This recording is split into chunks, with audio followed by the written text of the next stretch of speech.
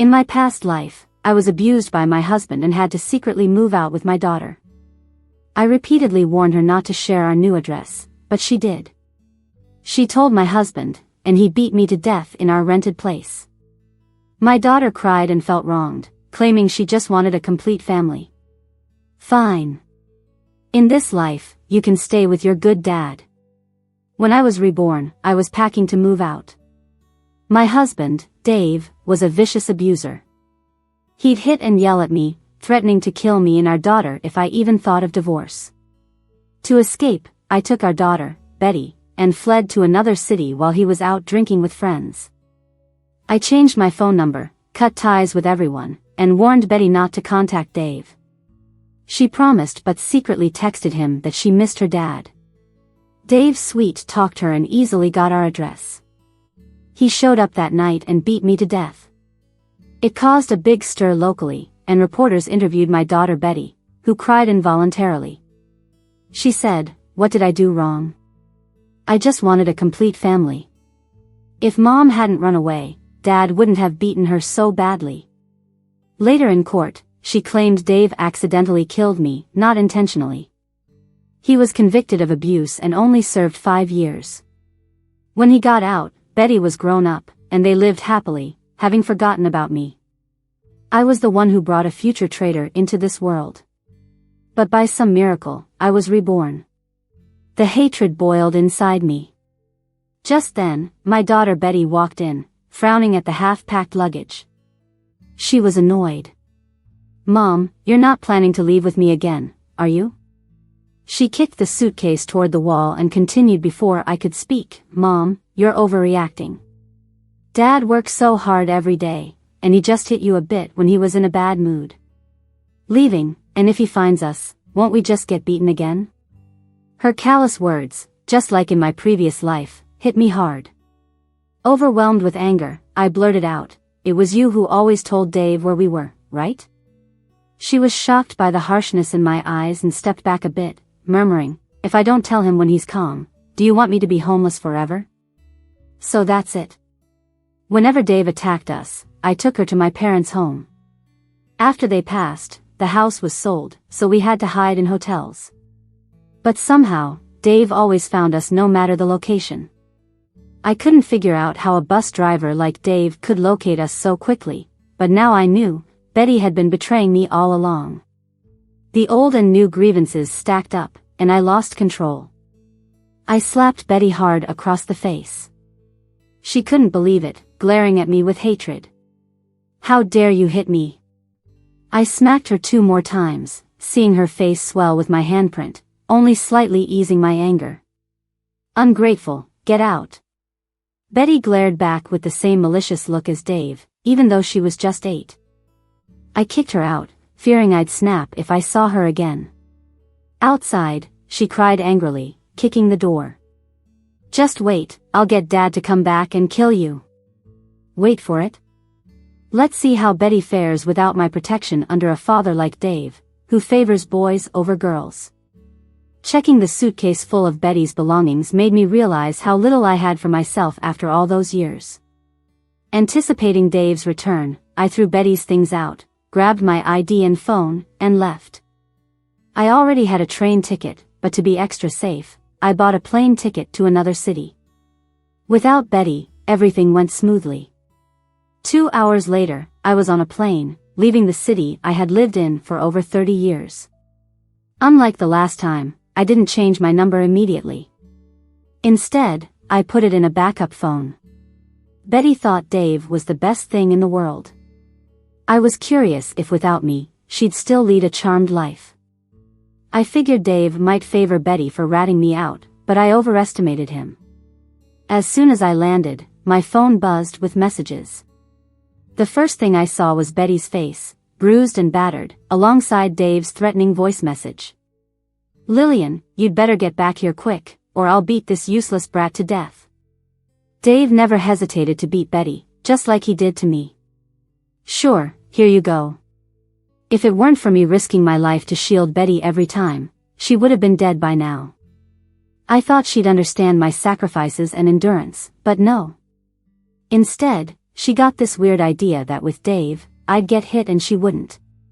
Karma sure came around fast. If this were my past life, I'd definitely be devastated right now.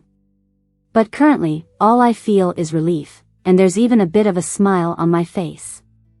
After some thought, I replied, "She's your daughter, I trust you'll take good care of her. You can do it." Message sent, I switched off the phone. The first hit is never the last. This tragic play of fatherly love is just beginning. I need to gather my energy and watch. It wasn't until a week later that I switched on the backup phone. Messages were popping up like crazy, with over 500 missed calls. My finger slid across the screen, and in an instant, my eyes caught a familiar yet strange number. Emma. Emma's my sister-in-law, stuck in the same kind of abusive nightmare as me, tormented by her husband daily. The worst time, her husband tossed her out a second-floor window, breaking her leg on the spot. Before the cast was off, she took another beating and got internal injuries. Because of our similar dreadful experiences, Emma and I shared a tight bond. We usually shared everything. Before fleeing New York in my past life, I reluctantly messaged Emma to say goodbye, and she insisted on having a meal with me before I left. I declined because I was rushing to catch a train. Only later did I realize that after getting my message, Emma immediately called Dave. Under his instructions, she tried to set me up. Had I gone, I might have been beaten to death that day before Betty even had a chance to sell me out. Back then, I couldn't understand why, as fellow victims of domestic violence, she'd want me dead so maliciously. Now I get it. In her days beaten senseless, her mentality got twisted. As long as I stayed beaten by my husband, maybe even worse than her, it made her feel better. I wasn't allowed to escape my fate. It's like crabs in a marketplace. When one tries to climb out, another pulls it back down, making sure they all end up as someone's meal. Like my daughter Betty, Emma's just another enabler siding with the abuser. She deserves her own slice of retribution in my revenge plan. As if sensing something, while I was lost in thought, Emma called again. I curved my lips slightly, and pressed the answer button. Emma seemed surprised to get through, froze momentarily, then scolded, "Lillian, where did you run off to? You ignore your kid. Do you know Betty's almost been beaten to death by Dave?" Almost beaten to death? That's really too bad. Thinking of Betty's nasty attitude on the day I left, I sighed softly and mockingly said, "Betty said, since her dad works so hard outside, getting hit a couple of times isn't a big deal. Just put up with it, and it'll pass." Didn't Betty love boasting at others' expense? I gave her this opportunity to be generous. She should be thrilled, right? I know you've been wronged. But no relationship is without bumps and bruises. You really should come back, or it might be too late if Dave gets really angry. How absurd. I couldn't help but ask, what's he gonna do if I don't come back? You can't just drift around your whole life. Emma's tone was clearly frustrated with me. Lillian, you're usually smart. Why act up now? Men may be hot-headed when young, but wait a few years, and they won't even have the energy to hit you. You're almost in the clear. Why give up now? Emma's lunacy left me stunned. No wonder she got abused to the point where she wore a colostomy bag for life and never thought of leaving. Personality really does determine fate. Some people's actions and awareness suit the suffering they endure. Thinking I'd been convinced, Emma got even more enthusiastic. Just come back. I'll talk to Dave, and maybe he'll let things slide and hit you less.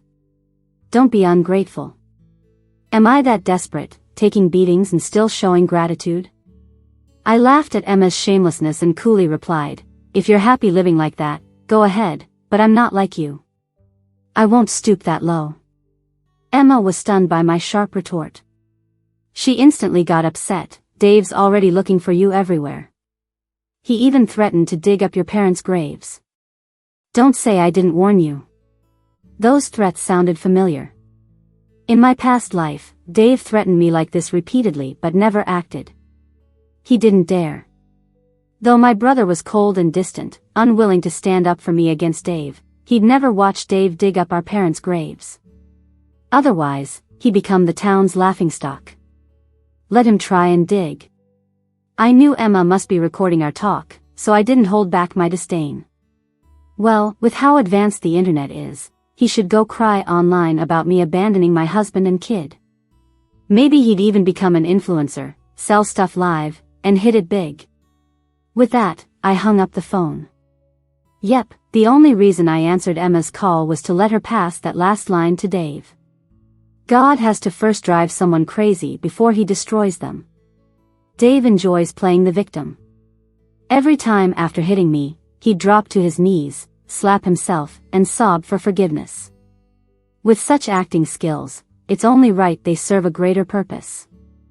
I'll make sure he completely loses face, becoming a widely despised rat in public. I turned off the backup phone and headed out to the nearest supermarket. I bought a bunch of stuff and filled up the fridge and cabinets in my rental apartment. Not surprisingly, pretty soon I was facing my first internet backlash. Walking on the street felt like I could be exposed at any moment. Staying home and watching the chaos unfold seemed like a better idea. I couldn't tell if Emma spread the word too quickly or if Dave was just too eager to hit it big as a viral sensation. I thought it would take a couple of days for my advice to brew up into something, but nope, it was trending that very night. In the video, Dave was holding Betty's daughter, putting on some pretty pathetic performance. The two of them were crying their eyes out, accusing me of being an alcoholic who abused them verbally and physically. They said I totally failed as a wife and mom, and all they did was try to give me some friendly advice before I ran away. To gain sympathy, Dave and his daughter really played the part, repeatedly saying they'd forgiven me and inviting me to come home. They promised I could keep drinking without a care, and they wouldn't retaliate. At the end of the video, they made sure to stick in my recent photo and ID details, just in case the internet hate wasn't targeted enough. A woman drinking? In all of human history, that's a rarity. Credit to Dave for going through that bold-faced act. Sadly, online, people can believe any nonsense if it's dramatic enough. Dave's tearful accusations quickly stirred up a lot of sympathy. Most of this sympathy just fueled the fire against me. Many even suggested Dave divorce me and keep his daughter far away from the likes of me. Dave kept up his nice guy act. He cried, snot and tears, into the camera, heartbroken. "Honey, I know I don't make much money, and you always called me useless. But if you'd just come back, I'd work 2 jobs and give you everything I earn. Wife, it's okay if you don't want to cook or clean, I can do all that. I'll help our kid with homework and drop her off at school, just stay with me, do whatever you want, just stay." Betty was also sobbing. "Mom, I promise I won't eat snacks anymore and I'll help around the house. Mom, if you ever get mad at me, I won't hit back or talk back." What a joke. Nearly a decade of marriage, and Dave hasn't lifted a finger around the house. I have to beg to get the monthly $200 household allowance from him, and only get it after a fight. As for Betty, I've loved her since the day she was born, like she's precious glass. Even at her worst, I've never laid a hand on her. Regrettably, I was too naive in my past life, always trying to escape with her but failing to see she's also part of the problem. I was shaking with anger. I wanted to reach through the screen and tear up those fake, disgusting faces of Dave and Betty. Sadly, it wasn't the right time yet. I needed to wait a bit longer. The performance from this father and daughter duo continued in the video. Dave cried for sympathy and asked netizens to help him find me, promising a reward for any leads. Talk about committing to a devoted husband act, right? It's tragic, tugging at heartstrings everywhere. A man's tragedy easily wins sympathy. An affectionate and tragic man, even more so. I watched as Dave's newly created social media account jumped from a few hundred followers to tens of thousands, and it kept rising. Checking the comments, people all over were joining a search party. Photos of women who looked like me were flooding the comments for Dave to confirm. Thankfully, none of them were me, and thus their efforts were in vain. Over there, everyone was hunting for me. Here, with Dave's popularity on the rise, brands started approaching him for partnerships to cash in on the buzz. Everyone knows live stream selling is the jackpot online, but you need to build up that following first. Dave didn't think that far, quickly moving into selling drama and products. Some folks found it distasteful, but others cheered him on. He actually got quite an audience during one live stream. From nobody to instant fame, a rise fueled by sob stories, Dave must have been over the moon. Good thing I was prepared and staying home the whole time. Walking around could easily get me photographed by well-meaning netizens sharing my whereabouts with Dave. How to describe this? Sometimes, not meddling, even with good intentions, is kindness. My online account was set up with a new number, under the radar. My old phone was off, so calls and messages didn't bother me. No one knew where I lived now. As long as I stayed in, the online storm couldn't touch me. Time to start taking action. With that in mind, I turned on my long-dormant backup phone and shot Dave a message. Dave, spewing lies to deceive kind netizens and riling them up against me. Has your conscience gone missing? Dave was glued to his phone and responded quickly. He wasn't clueless. He knew anything he said could be used against him, so he played the part of the remorseful husband. My love, finally your message. I messed up, I really did. Come home, please. I'll do anything. As soon as I finished speaking, the phone rang. Even knowing Dave would have some pity act up his sleeve, I still pressed the record button when I picked up. His voice came through, choked up with fake tears. Honey, I know you're upset with me for not making money. But now I'm an influencer, I can finally support you. Please come back. Look at that, still sticking to his character. I thought hearing Dave's voice would make me shake with anger. But right now, I mostly felt a controlled fury. I took a deep breath and said coldly, Dave, lies are still lies. The scars you put on me don't lie. I can easily expose your deceit once I show up. Honey, what are you talking about? When did I ever hit you? His voice had a tinge of guilt, but he pushed it down. I did all this for our family. You don't want Betty to live miserably, right? There it is, using Betty against me again. You never loved me or our daughter. We're just your twisted punching bags. As Dave smugly continued his act, I threatened, I warn you, stop this pathetic drama, or don't blame me for ripping off your ugly mask and ruining you for good. After hanging up, I shut off my backup phone. Dave's a vicious, useless coward who thinks too highly of himself. He'd hold on to this sudden fortune no matter what. Anyone who threatens him, he'd destroy them without a second thought. To him, I'm like a ticking time bomb. But I made myself disappear. He can't find any trace of me, no matter how hard he tries. He's got two options now, either abuse Betty worse to force me to compromise, or hire hackers to track my phone. But I've turned my phone off, so even that's useless. Hitting Betty has better odds for him. Betty trusts her good dad, so maybe for his wealth, she'll take a few more hits. I smirked. The plan's set. I just relax in my rented room, keeping an eye on trending searches and checking the home surveillance. Yep. In my past life, I wanted to divorce Dave so badly. I secretly installed mini cameras at home for evidence. When things got out of control, I ran off with Betty, leaving the cameras behind. Only remembered them in the air. That's why I played along, making Emma hint to Dave to sell his pity online. News spreads fast now. Dave, enjoying being an influencer, will get bolder. That's what I'm waiting for.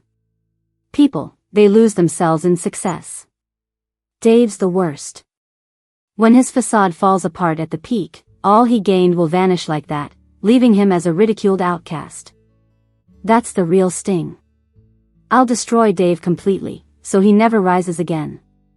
Maybe my past misery got some heavenly sympathy on my side. I intended just to get videos of his abuse, but caught their pity acts filmed in the living room. The high residential camera captured it all. One moment, Dave's tearfully hugging Betty, the next, shoving her aside after shutting the camera, scolding and hitting. He's used to beating me for years. Slamming Betty to the floor, another kick, and more vile words followed. Useless. Cook me a good meal fast, or else. Sorry, Daddy, I know. Betty, bruised and wary, scrambled to the kitchen without a word, too scared to argue. Before she reached, Dave barked again, finish cooking and call your mom. Find her, or I'll drop you out the window. His face, twisted and cruel, was demonic. Only kept Betty because she was useful. Betty shrank back, forcing a flattering smile. Daddy, don't worry. If Mom takes your call, she'll see my messages. I told her I'd hurt myself and sent a fake wrist-slashing pic. She loves me, she'll rush back. Dave knows how much I care for Betty. His mood lifted slightly. Now that's more like it. Betty's eyes were filled with hatred as she snarled, Mom's leaving like that and trying to ruin Dad's way of making money. She deserves to die. This time when she comes back, Dad should definitely beat her to death. I used to think Betty was just spoiled and selfish. Never did I imagine she was this malicious. To avoid being hit by Dave, she lied to get me back, not considering my life at all. Honestly, if she had called for help earlier in my past life, I wouldn't have been beaten to death by Dave. In this new life, I'm glad I woke up and decisively gave up on her, or I'd have been harmed again for sure. Serves her right. Stay locked in with your great dad, you'll be reaping benefits for a long time. I let out a smug laugh and logged out of the surveillance after securing the evidence. There was so much evidence. It took me a full 2 days to organize it all. Meanwhile, Dave was busy adding drama and playing the victim online. He even delivered a performance worthy of an Oscar, claiming he was having heart attacks from missing me so much, publicly kneeling in his live stream, begging me to return with a humility that people don't see every day. Who knew there were still such deeply affectionate men out there? It's easy to get priceless treasures, but finding a devoted lover is hard. Right? More and more people praised Dave, rewarding him and buying traffic to spread his story further. There were the occasional doubters. Isn't the whole crying and begging for forgiveness typical of an abuser? They'd say. Maybe things aren't as he claims. Yeah, maybe we shouldn't jump to conclusions. There could be a twist. But voices of reason were outnumbered, quickly drowned by the supporters of Dave. Dave became more smug, frequently getting cozy with his female colleague, Angela. He even brazenly brought Angela into our home under the guise of needing help with young Betty. In front of Angela, Dave confessed he'd been fed up with me for long. He planned to throw dirt on me until I was utterly disgraced, then divorce me. He intended to use his victim status to become an influencer and marry Angela in grand style. Little did they know, my home camera caught everything perfectly. I really have to thank these two lovebirds for walking right into my trap so predictably. Some sins are forgivable, but self-inflicted ones are not. When the time was right, I stopped holding back.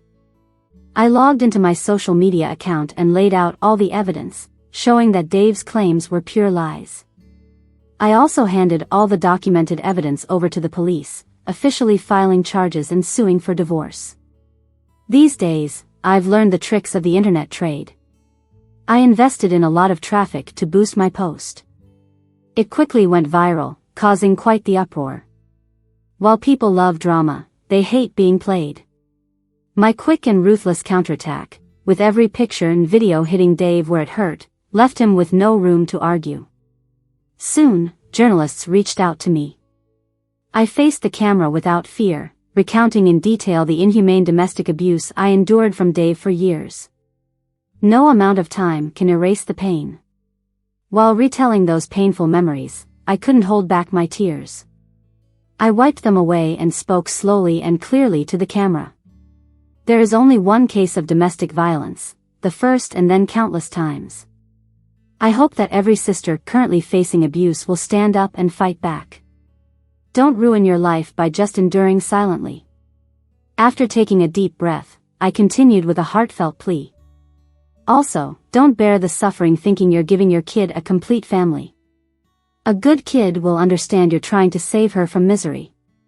But a child without morals, who aids the abuse, isn't worth your affection. A woman is herself first, then a mother. I refuse to give birth to a dagger meant to stab me in the back.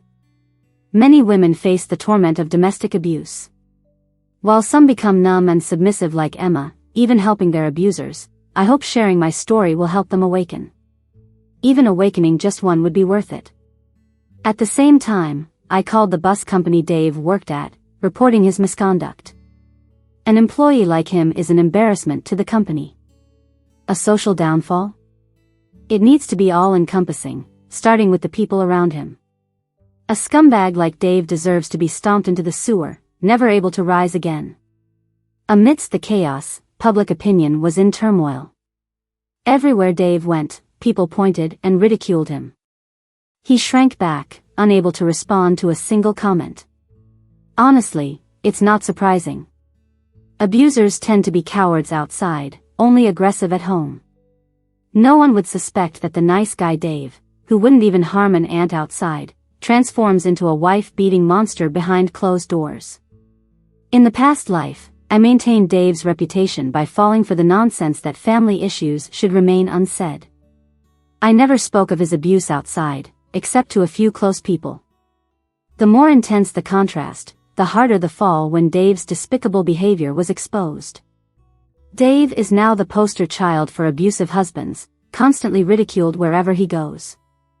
I wasn't alone, many others, fed up with his abuse, furiously reported Dave to the bus company, urging them to fire such a disgraceful employee. The company's leadership, already exasperated by Dave's actions, seized the opportunity.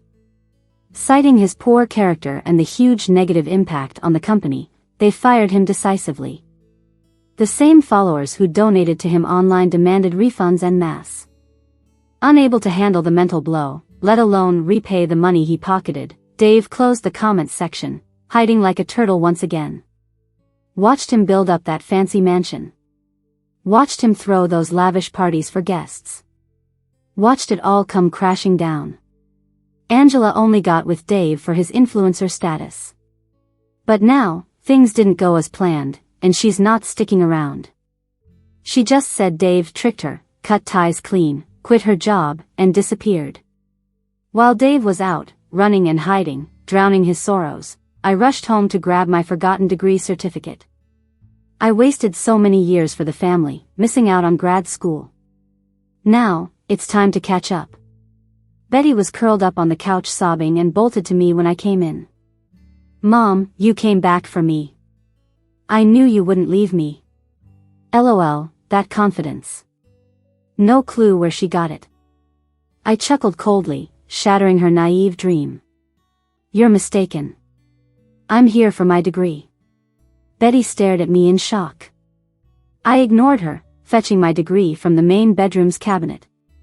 Mom. Betty, maybe scared of Dave's blows, abruptly grabbed my arm. Mom, I'm sorry. I was clueless before. Please take me away. I know I was wrong. If apologies solved everything, why do we need cops? I frowned slightly, shaking her hand off without a second thought. From the moment Betty back-stabbed me, she was no longer my daughter. She became my sworn enemy. Especially since she did it countless times. If I forgive her so easily, it means I deserved all the past torment. To Betty, I was her lifeline. She quickly rushed again, holding my arm tight. Mom, I didn't mean to give Dave the address.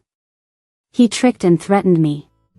She suddenly stopped mid-sentence, realizing her slip-up. My heart clenched hard. The address Betty mentioned was where Dave ended my life in a past life. This time, I didn't move to LA, thanks to careful planning, so how did she know about it? Could it be? You came back to life? I locked eyes with Betty, trying to read her for the truth. Under my gaze, she trembled. Mom, you too? Yes, I came back too. I assured her, then slapped her. I didn't have a reason to forgive you before, and I sure as hell don't now. Her betrayal didn't begin there, and her sins didn't start in that moment. If she hadn't remembered the past, I might have let her be, just cast her aside. But now that she recalls, don't blame me for intensifying my revenge. Every sin has its start, and every debt its collector. She deserves this. After leaving, I pulled Dave's contact out of the blocked list and sent him a recording of Betty pleading for me to take her. Caption: keep your daughter on a leash. Don't bother me. Dave's as narrow-minded as they come. He sees wife and daughter as personal property to abuse, no pushbacks allowed. Now, he's bottling up anger, needing a release. Betty's groveling will surely provoke his rage. Only the one getting cut knows the real pain. Didn't Betty say hitting meant love from Dave? Just a smack or two, she said. Now, let her soak in Dave's overwhelming love. Whether she survives?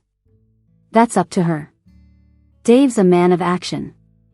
He hits back fast, no waiting necessary. That night, Betty was beaten brutally. Her cries were gut-wrenching. Luckily, a neighbor couldn't bear the screams and dialed 911. Cops arrived just in time, saving a barely breathing Betty, while Dave got 15 days in the holding cell. But it was deemed a family dispute. Dave sobbed and repented, vowing never to harm the child again, penning down his promise under police watch, and got released. Betty, covered in injuries, spent days in the hospital. Me? I was still recovering from domestic and online abuse. No way I could care for her. So, the cops fetched my countryside-dwelling mother-in-law. The old hag favored sons. Barely glanced at Betty since birth, now cursed her at every chance. Useless thing. Dare to call cops on your dad for a little hit? Starving your unlucky self. It's poetic justice after all. For 8 years, I cared for her with no gratitude. Just complaints and backstabs. Now facing relentless curses, she stayed silent. She's finally getting a taste of her own medicine. This world turned out just as I hoped. The month-long divorce cooling-off period flew by. I went to finalize the divorce with Dave, flanked by bodyguards and reporters. I had pitched in for our house, but took nothing. I let Dave have it all, turning it into a trust fund for Betty. Our lawyer was peeved. Lillian, you're being way too nice. You're entitled to half the house. No need. I shook my head with a smile. Backing someone like Dave into a corner with no job and just this house, maybe losing half of it, could make him even more reckless.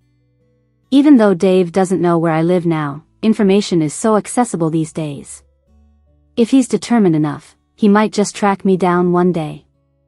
It's like they say, you can do 1,000 days of thieving, but you can't guard against a thief for 1,000 days. It's best to just cut the losses and move on. As for money, I'm unburdened now. Why wouldn't I be able to earn more? The moment I got my divorce papers, I let out a big sigh, feeling like I had been reborn. Dave wanted to talk to me, but I didn't want to give him another look and walked away without turning back. As for Betty, maybe she learned her lesson from Dave last time or was just giving up after my rebirth. Either way, she didn't show up at the office. I left the office with bodyguards closely watching my back and got into a car. Inside, one of them sighed with a tad bit of regret. Lillian, I noticed Dave had an axe tucked behind his back. I planned on pinning him down if he tried to attack. With witnesses, he'd definitely do time for assault. But he chickened out, scared of what crowd might think. I chuckled, he's a coward through and through. And it's not just Dave. All those domestic abusers are the same, only daring to bully their wives and kids, never standing up to anyone outside their homes. My bodyguard nodded in agreement and then broke into a lighter tone. Congrats on your fresh start, Lillian. Thanks. I smiled and instinctively looked out the window. At the corner of the street, a small figure peered out, watching my car leave with a complicated expression. Betty showed up after all. I felt a pang at her frail silhouette but brushed it off quickly. I couldn't forget the desperation of slowly dying under Dave's abuse in my last life. Despite the time, the pain remained vivid. I'd escaped that hell, and it was all thanks to Betty stabbing me in the back. I could never forgive her, or it'd betray the woman I was who died hopelessly. I thought it was all over, but I underestimated Dave's cruelty. He wouldn't let Betty attend school, forced her to stay home to cook, clean, and wait on him. If she messed up, it meant more beatings. Betty didn't just take it passively. When she'd had enough, she put rat poison in his soup while he was passed out drunk. The poison wasn't strong enough to kill him, leaving him paralyzed instead. Just bedridden for life. Betty smartly claimed that Dave did it himself, mistaking poison for seasoning while drunk. She was under 10 and couldn't be charged, and with no evidence, the matter was dropped. Now, Dave's stuck with endless torment. That night, I dreamed a long dream. I saw Dave, once out of jail, quickly lost interest in playing family with Betty and remarried. He had a son soon after, and his attention shifted away from Betty. He stopped her schooling after middle school, forcing her to work to support her brother. Whenever Betty tried to escape, Dave would drag her back for a beating. It only then hit her how good she had it with me, but it was too late. Ultimately, she got sold off to a rich middle-aged man for dowry. Everyone answers for their own sins. She got her revenge this life. But, none of this is my business now. I've sorted my studies abroad in Germany, looking forward to a fresh start. The future is out there. It's right under my feet.